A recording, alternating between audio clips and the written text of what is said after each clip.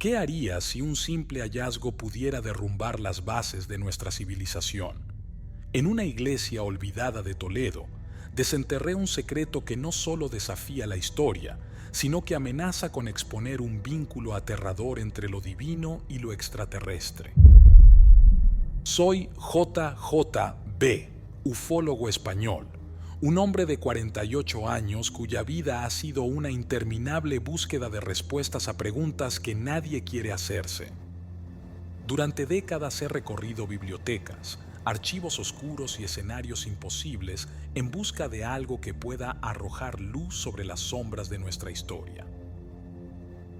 Pero jamás imaginé que esa búsqueda me llevaría a una verdad tan peligrosa que pondría en riesgo no solo mi reputación, sino mi vida entera. La llamada llegó en un día común, como un trueno inesperado en un cielo despejado.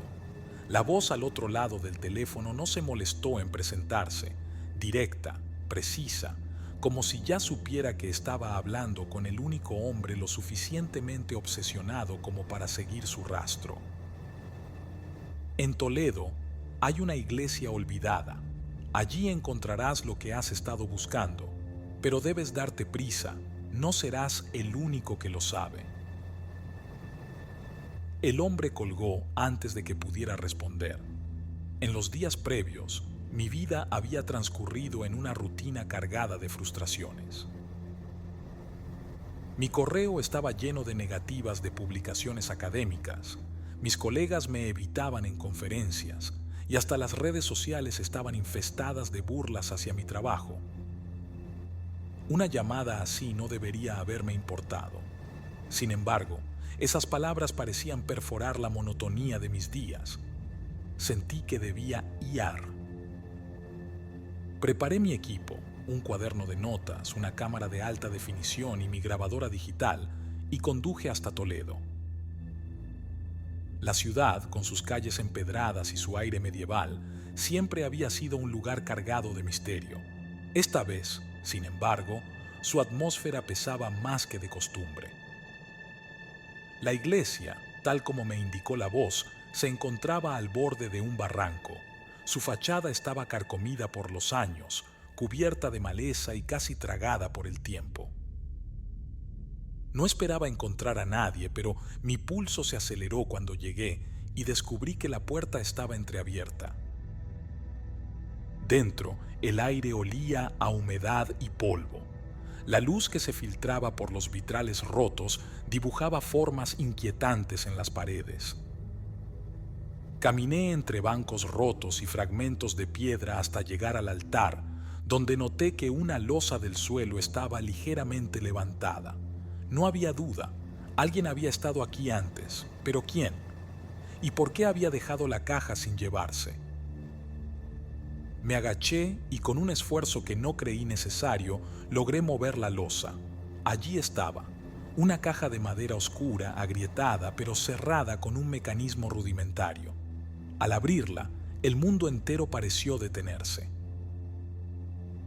Dentro había pergaminos amarillentos, algunos escritos en griego y latín y otros en arameo, un idioma que conocía solo superficialmente.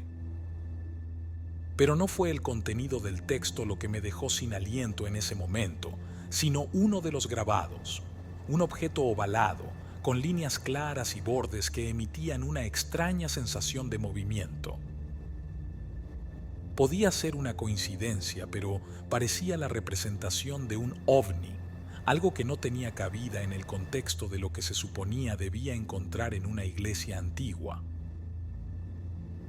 Un pasaje en particular, en un griego tan pulido que parecía recién escrito, capturó mi atención. Del cielo descendieron con carros luminosos y el elegido fue concebido por designio de los visitantes. Mis manos temblaban, sabía lo que significaba, pero no quería aceptarlo. Las palabras no hablaban de milagros, sino de algo que podría derrumbar por completo las bases de nuestra civilización. Recorrí los textos con el fervor de quien encuentra un tesoro, pero también con la desesperación de alguien consciente de que había abierto una puerta que no debía. La frase "un reino más allá de las estrellas" apareció repetidas veces, y más descripciones de visitantes que guiaban a un hombre señalado para unir a las razas terrestres con las celestiales. Las implicaciones eran claras. Estos textos no describían a un Jesús divino como lo conocemos, sino a un ser cuya existencia estaba ligada a un plan extraterrestre. Cuando salí de la iglesia con la caja en mis manos, el viento había cambiado. Toledo se sentía diferente, hostil, como si la ciudad misma supiera lo que acababa de ocurrir. Mientras conducía de vuelta, me seguía una sensación de que no estaba solo. Un coche negro apareció en mi retrovisor, manteniéndose a una distancia sospechosa durante varios kilómetros. No podía probarlo, pero sentí que alguien ya sabía lo que había encontrado. Aquella noche, en la seguridad de mi estudio, coloqué los pergaminos bajo una lámpara intensa y comencé a traducirlos con más calma. Página tras página, los textos confirmaban mis sospechas. Las palabras hablaban de una intervención, de un visitante, cuya esencia trascendía la humanidad, enviado con un propósito claro. Apenas dormí esa noche. Sabía que había encontrado algo grande, algo que podría cambiarlo todo, pero también sabía, con la misma certeza, que no todos estarían dispuestos a escuchar. Mi vida cambió en el instante en que abrí esa caja. El problema es que nunca imaginé cuánto. Toledo me recibió con una mezcla de calma aparente y tensión oculta, como si sus calles empedradas y la brisa que soplaba entre las ruinas supieran algo que yo no. Cada rincón de esa ciudad parecía guardar un secreto, y esa iglesia olvidada era, sin duda, el más importante de todos. A pesar del aire fresco, el camino hacia la iglesia se sentía opresivo. La voz de la llamada anónima resonaba en mi cabeza, su urgencia clavándose como un anzuelo en mis pensamientos. Cuando llegué, la iglesia se alzaba como un esqueleto roto contra el cielo gris. Su fachada estaba cubierta de hiedra y las ventanas eran sombras vacías que parecían vigilarme. El silencio era absoluto, excepto por el crujido ocasional de mis pasos sobre el suelo de madera podrida. No había señales del hombre que me citó, solo un eco inquietante que rebotaba entre las paredes. El altar, sin embargo, era diferente. Había algo fuera de lugar en la forma en que la luz del sol se filtraba por las grietas del techo, iluminando una losa claramente desplazada. Con esfuerzo, logré moverla, revelando una caja que había permanecido escondida durante quién sabe cuánto tiempo. Estaba asegurada con un cerrojo sencillo, como si el mayor obstáculo para abrirla no fuera la cerradura, sino el miedo a lo que contenía. Cuando finalmente abrí la caja, me quedé sin aliento. Los pergaminos eran frágiles, pero en sus bordes se podía leer la antigüedad. Algunos textos estaban escritos en griego, latín y arameo, idiomas que conocía gracias a años de estudio. Sin embargo, entre las palabras familiares había otros símbolos que me eran desconocidos. Mi corazón latía con fuerza mientras leía fragmentos que no encajaban con ningún relato religioso conocido. Del cielo descendieron con carros luminosos. El aire en la iglesia pareció volverse más pesado. Revisé otros pergaminos. Uno hablaba de visitantes que llegaron a este mundo antes del nacimiento del elegido, preparándolo todo para su llegada. Pero lo que más me impactó fue un grabado en uno de los textos, un objeto ovalado que claramente parecía una representación de lo que hoy llamaríamos un ovni. Su diseño era demasiado detallado para ser una simple metáfora o una ilustración sin propósito. Estaba tan absorto que no noté que el sol comenzaba a ponerse. Al darme cuenta de la hora, recogí los pergaminos y salí de la iglesia con la caja bajo el brazo.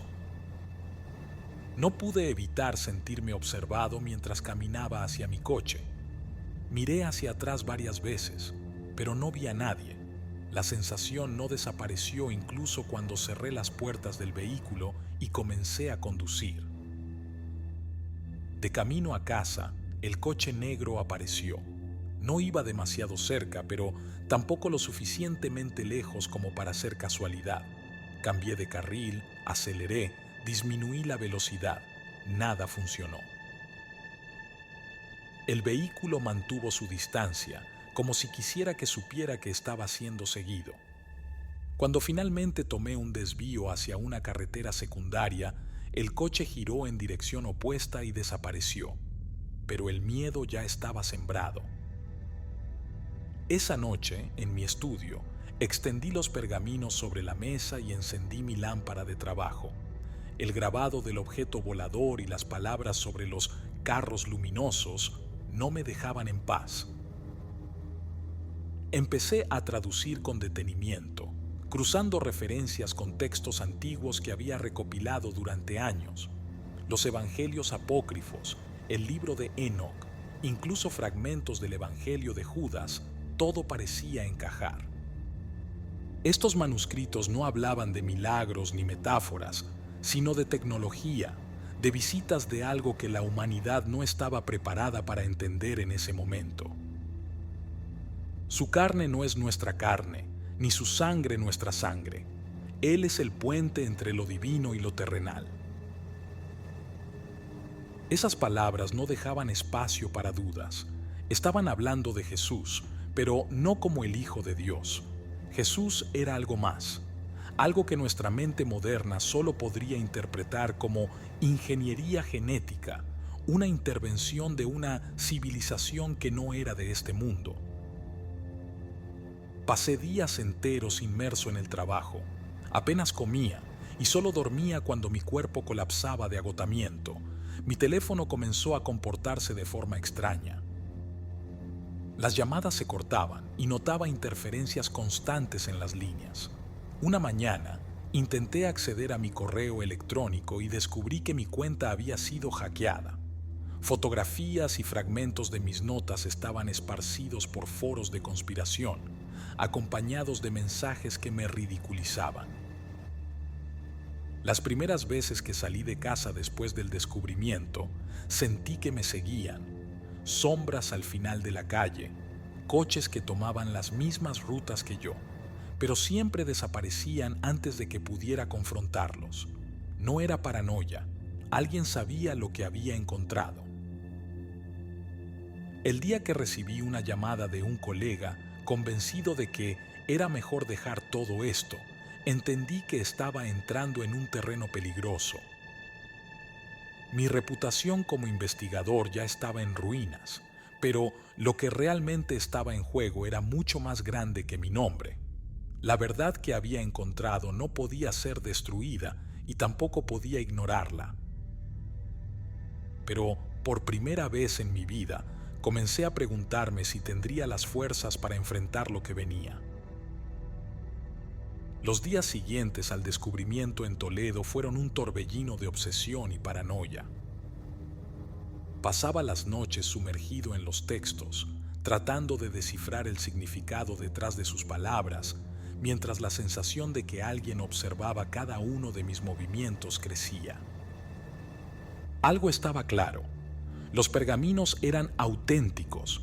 Su textura, las tintas usadas, incluso el deterioro de las fibras orgánicas era consistente con un origen del siglo I, pero más allá de su antigüedad, el contenido era lo que me aterrorizaba.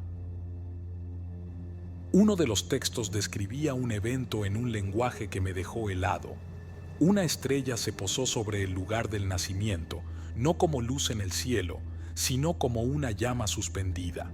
En su interior, los portadores trajeron los dones de la vida.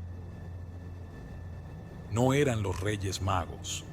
No hablaban de un cometa ni de una estrella fugaz. Las palabras eran claras, algo que descendió, una máquina de algún tipo.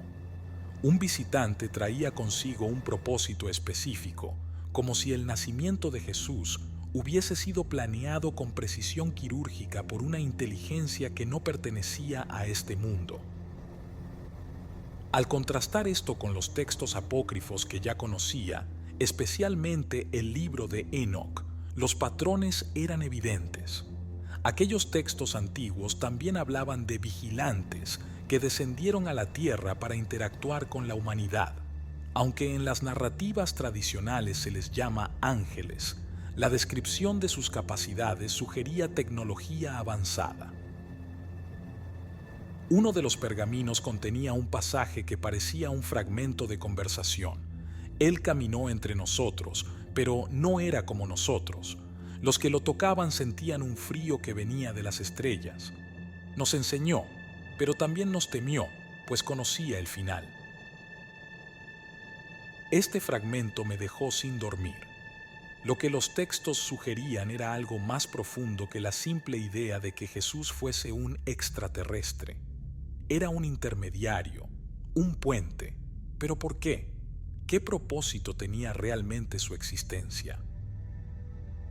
Una noche, mientras intentaba comprender más, sucedió algo que me hizo darme cuenta de que mi vida ya no me pertenecía. El timbre de mi casa sonó a las 2 de la madrugada. Miré por la ventana, pero no había nadie. La sensación de peligro era tan fuerte que agarré un cuchillo de la cocina antes de abrir la puerta. En el suelo había un sobre sin remitente. Lo recogí con cautela y lo abrí, encontrando una hoja de papel con solo una frase escrita: «Déjalo ahora, por tu bien». El mensaje era claro, pero no intimidante. No se trataba de una amenaza, sino de una advertencia, como si quien lo escribió quisiera convencerme de detenerme antes de que fuese demasiado tarde. Revisé las cámaras de seguridad que había instalado días antes, pero alguien había desactivado el sistema. A partir de ese momento, me volví más paranoico. No era solo el sobre, sino los pequeños detalles, puertas que encontraba entreabiertas al llegar a casa, pasos amortiguados en las calles cuando salía a la tienda. Los seguimientos eran cada vez más evidentes, y aunque no podía probar nada, intuía que una fuerza más grande estaba detrás de todo. En medio de mi incertidumbre, decidí buscar ayuda. Recordé a un viejo conocido, un ex sacerdote que había trabajado en los archivos secretos del Vaticano antes de renunciar a la Iglesia por razones nunca aclaradas. Sabía que, si alguien podía darme contexto sobre estos textos, era él.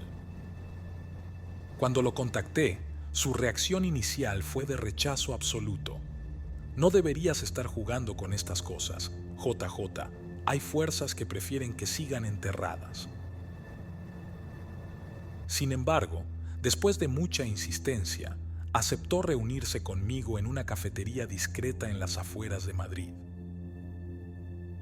El hombre, que insistió en ser llamado solo Rafael, llegó con un portafolio lleno de fotografías y documentos.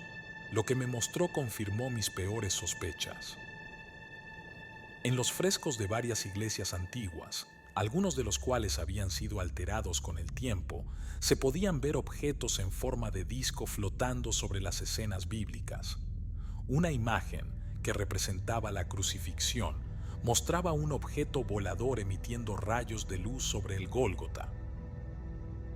Rafael también me habló de una organización secreta, una facción secreta dentro del Vaticano que se encargaba de proteger cualquier evidencia que pudiera desestabilizar las bases de la fe cristiana. Según él, habían manipulado la historia durante siglos, enterrando manuscritos, destruyendo artefactos y eliminando a cualquiera que se acercara demasiado a la verdad. «Ellos saben lo que has encontrado, JJ», dijo Rafael, «y no se detendrán. Estas personas no solo tienen poder, tienen el tiempo de su lado. La Iglesia ha sobrevivido guerras, revoluciones, hasta la caída de imperios. Si decides enfrentarlos, asegúrate de estar preparado para perderlo todo». Esa advertencia solo reforzó mi determinación. No podía quedarme callado. La verdad era demasiado importante como para ser enterrada de nuevo. Pero mientras traducía más textos y conectaba los puntos con las revelaciones de Rafael, comencé a notar que ya no estaba solo en mi investigación. Mi correo recibía mensajes de extraños ofreciendo ayuda, pero nunca con nombres reales. La tensión se intensificó cuando, una tarde, al regresar de hacer compras, encontré mi estudio completamente revuelto. Los pergaminos seguían allí, escondidos en un compartimento secreto, pero todo lo demás había sido revisado. Mi computadora, mis libros, incluso mis papeles personales. Esto no era un robo normal, era una advertencia más fuerte que el sobre que recibí. Había cruzado un límite del que no había retorno. Ahora sabía demasiado, y quienes no querían que esta verdad saliera a la luz estaban decididos a detenerme. La paranoia era ahora parte de mi día a día. Las amenazas no cesaban, y aunque los pergaminos seguían en mi posesión, sabía que no estaba a salvo. Mis investigaciones me habían llevado a un callejón oscuro y peligroso, uno donde los enemigos no solo controlaban los hilos de la narrativa pública, sino también los de la vida y la muerte. Lo supe cuando intentaron matarme por primera vez. Fue una noche fría en Madrid. Había estado trabajando en casa hasta tarde, revisando las notas que Rafael me había proporcionado. Los frescos y documentos que me había mostrado contenían patrones que no podía ignorar. Representaciones antiguas de objetos voladores en escenas religiosas y menciones de luz divina que coincidían perfectamente con las descripciones de abducciones modernas. Era imposible que todas fueran coincidencias y estaba cerca de conectar los puntos. De repente, escuché un ruido en la planta baja. Primero lo atribuí al viento o a algún gato callejero, pero el sonido era claro. Pasos. Apagué la luz de mi escritorio y tomé un cuchillo que había dejado sobre la mesa días atrás, una medida preventiva que nunca pensé realmente usar. Bajé lentamente las escaleras, intentando no hacer ruido, y vi que la puerta trasera estaba entreabierta. Antes de que pudiera reaccionar, una figura se abalanzó sobre mí desde las sombras. El forcejeo fue breve, pero brutal. Logré herir al intruso con el cuchillo en un brazo, lo suficiente para que huyera, dejando un rastro de sangre en el suelo. Llamé a la policía, pero cuando llegaron, no encontraron rastros del atacante más allá de las manchas de sangre. No hubo robos ni daños aparentes, pero yo sabía lo que significaba. Esto no era un simple intento de robo, era un mensaje. Esa misma noche, revisé las cámaras de seguridad que había reinstalado después del incidente del sobre. En una de las grabaciones vi al atacante. No llevaba máscara, pero su rostro era inescrutable, como si supiera que nunca sería identificado.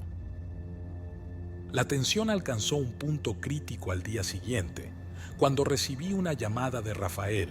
Su voz, normalmente serena, estaba cargada de urgencia. Nos tenemos que reunir. Ahora, hay algo que debes ver antes de que sea demasiado tarde. Me citó en un monasterio abandonado en las afueras de la ciudad. El lugar era tan imponente como desolado, con sus muros cubiertos de musgo y un aire de santidad olvidada. Rafael me esperaba en una de las salas principales, con una caja de madera similar a la que había encontrado en Toledo. Al abrirla, me mostró algo que hizo que mi piel se erizara. Más pergaminos, pero estos estaban decorados con ilustraciones detalladas de figuras humanoides con lo que parecían trajes metálicos, interactuando con hombres y mujeres de la época bíblica. Estos textos nunca deberían haber salido de los archivos secretos del Vaticano, me dijo. Un amigo me los pasó años atrás, pero jamás tuve el valor de analizarlos. Ahora sé que están relacionados con lo que tú has encontrado. Uno de los pergaminos mostraba una imagen que me dejó sin palabras. representaba una escena de la crucifixión, pero no como la conocemos.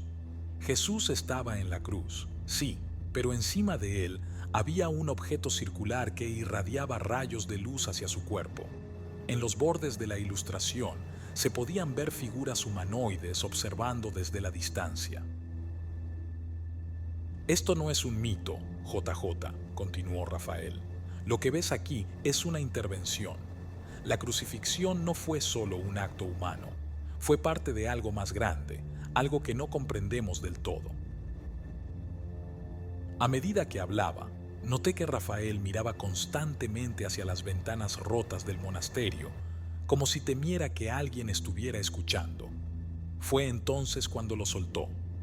La organización secreta ya sabe lo que has encontrado, y ahora también saben que yo te he ayudado. No estoy seguro de cuánto tiempo más podremos seguir así. Al salir del monasterio, mi cabeza era un torbellino. No podía decidir si lo que acababa de ver era una revelación o una sentencia de muerte, pero no tuve mucho tiempo para reflexionar. Al día siguiente, recibí un correo anónimo que contenía un video. En él aparecía yo mismo, hablando con Rafael en el monasterio. La calidad del video era impecable, como si alguien hubiera estado grabándonos desde muy cerca. El mensaje adjunto decía: "Has ido demasiado lejos, esta es tu última advertencia". No podía detenerme, no después de lo que había visto. La verdad estaba ahí, y si la dejaba enterrada, ellos ganaban. Pero sabía que el precio de continuar sería alto, quizá más alto de lo que estaba dispuesto a pagar. Después de mi regreso a Madrid, sabía que no tenía tiempo que perder. La organización secreta había demostrado su capacidad para controlarlo todo: los medios, mis finanzas, incluso mi círculo profesional. Me habían aislado de cualquier apoyo legítimo, pero no podían arrebatarme lo que realmente importaba: los pergaminos y la verdad que contenían.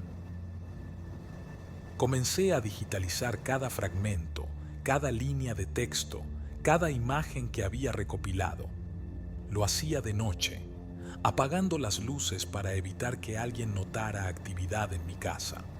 Los días se volvieron una rutina de paranoia y trabajo incesante. Los documentos digitalizados los subí a servidores encriptados y repartí copias a contactos que aún creía confiables. Sabía que, si algo me pasaba, esos archivos debían salir a la luz. Una noche, mientras revisaba las traducciones más avanzadas, encontré algo que había pasado por alto. Un pasaje críptico en arameo mencionaba un código entregado por los visitantes, una secuencia de conocimiento que debía ser transmitida a la humanidad en el momento adecuado. No se trataba solo de la historia de Jesús como intermediario. Los pergaminos insinuaban que estos seres habían dejado un legado tecnológico y espiritual que aún permanecía oculto. Era más grande de lo que había imaginado. Tomé la decisión más arriesgada de mi vida: publicar todo en Internet, sin restricciones. Sabía que los grandes medios nunca se harían eco de mi trabajo, pero confiaba en que el público en general, aquellos que realmente buscaban respuestas, lo encontrarían. Pasé una noche entera preparando los archivos, organizando los documentos en un formato comprensible y redactando un manifiesto explicando mis hallazgos. Al amanecer, presioné el botón de publicar.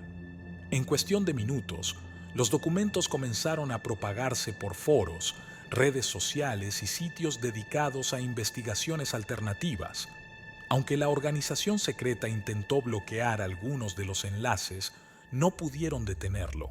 Cada intento de censura solo hacía que más personas quisieran saber qué estaba ocurriendo. La respuesta fue inmediata.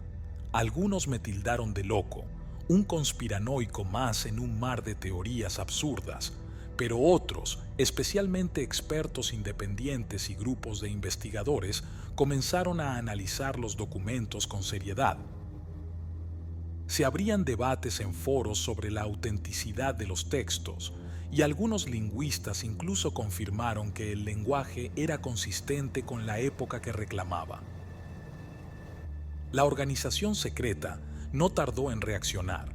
Un día después de la publicación, mi casa fue allanada mientras no estaba.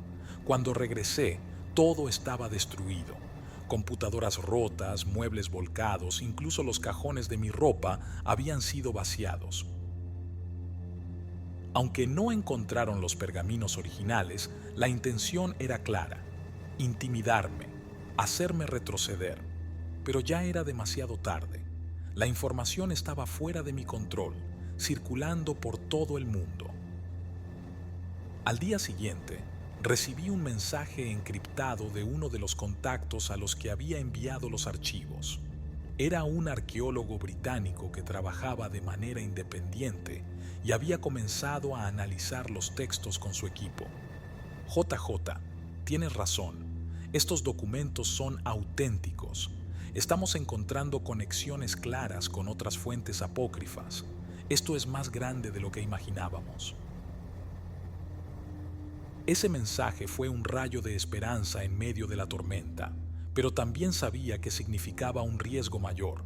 Había desafiado directamente a una organización con siglos de poder acumulado, y ellos no iban a detenerse. Los días siguientes fueron un caos. Mi nombre volvió a aparecer en los titulares, pero esta vez acompañado de términos como fraude y delirante. Medios controlados por la organización secreta lanzaron una campaña para desacreditarme aún más, incluyendo acusaciones fabricadas de fraude financiero y vínculos con grupos extremistas. Pero por cada mentira que publicaban, más personas se interesaban por mi trabajo. El golpe final llegó cuando una revista independiente de arqueología publicó un artículo analizando mis hallazgos. Aunque no respaldaron del todo mis conclusiones, sí afirmaron que los textos eran auténticos y que el debate sobre su significado merecía ser tomado en serio. Fue un pequeño paso, pero suficiente para mantener viva la llama. En medio del caos, una noche recibí otra llamada de Rafael. Su voz sonaba más apagada que nunca. JJ, me voy. No puedo seguir. Han venido a buscarme. Esta gente no perdona. Antes de que pudiera responder, colgó. Intenté contactarlo varias veces después de eso, pero nunca volvió a responder. Sabía que Rafael probablemente había desaparecido, como tantas otras personas que se cruzaron en el camino de la organización secreta. Pero su sacrificio no fue en vano. Gracias a él, había tenido acceso a información crucial que ahora estaba al alcance de todos. Mientras observaba cómo los foros se llenaban de debates sobre los textos y sus implicaciones, sentí algo que no había sentido en meses: esperanza. Sabía que la lucha no había terminado, que la organización secreta haría todo lo posible por borrar mi existencia y desacreditar lo que había revelado. Pero también sabía que ya no podían detener la verdad. El mundo estaba cambiando, aunque fuese lentamente, y yo había plantado la semilla. Hoy, en el año 2024, miro hacia atrás y apenas reconozco al hombre que era antes de encontrar los pergaminos. La lucha por sacar la verdad a la luz me costó todo: mi carrera, mis relaciones personales y la sensación de seguridad que alguna vez di por sentada. Pero a pesar de las pérdidas, no me arrepiento de nada. La verdad está ahí afuera, al alcance de quienes tengan el valor de buscarla. La organización secreta no ha dejado de intentar borrar mi existencia. Mis cuentas siguen bloqueadas, mi reputación en los círculos académicos está destruida, y cada vez que intento establecer una vida normal, aparece un nuevo obstáculo, pero no importa. Los pergaminos, las imágenes y los textos traducidos están ahora en manos de miles de personas en todo el mundo. Cada archivo que subí ha sido replicado, copiado y compartido en innumerables servidores. En los últimos meses, pequeños medios independientes han comenzado a tomarme en serio. Documentales, podcasts y artículos en plataformas alternativas han abierto el debate sobre lo que estos textos significan para nuestra historia. Algunos académicos han empezado a analizar el material de forma pública, y aunque muchos aún temen represalias, el silencio ya no es absoluto. Sin embargo, la organización secreta no ha quedado inactiva. Hace solo unas semanas, un arqueólogo con el que trabajé brevemente murió en un accidente que, según la policía, fue causado por un fallo mecánico. Pero quienes lo conocían saben que estaba siendo seguido, igual que yo. Los patrones son imposibles de ignorar. Cualquiera que se acerque demasiado a la verdad se convierte en un blanco.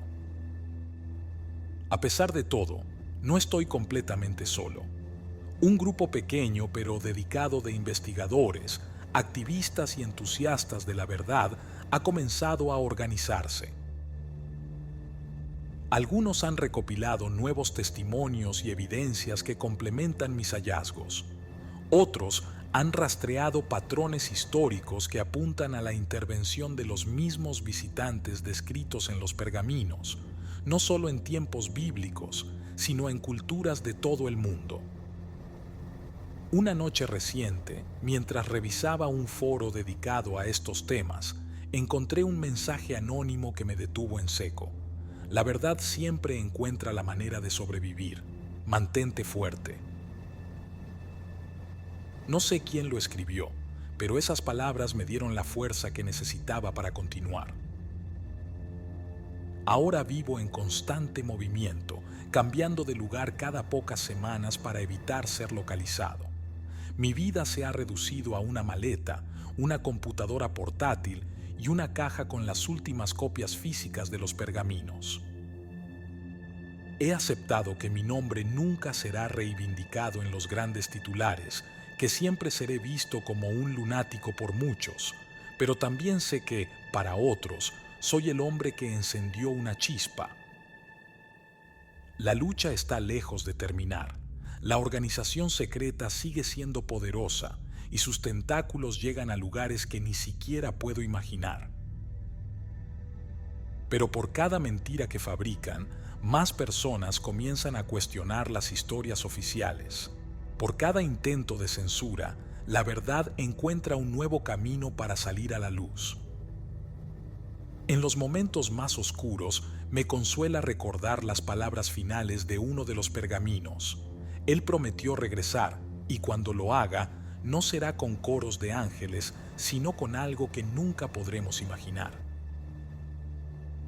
No sé si viviré para ver ese día, pero me aferro a la esperanza de que, cuando llegue, la humanidad estará lista para aceptar la verdad sobre su origen y su lugar en el cosmos.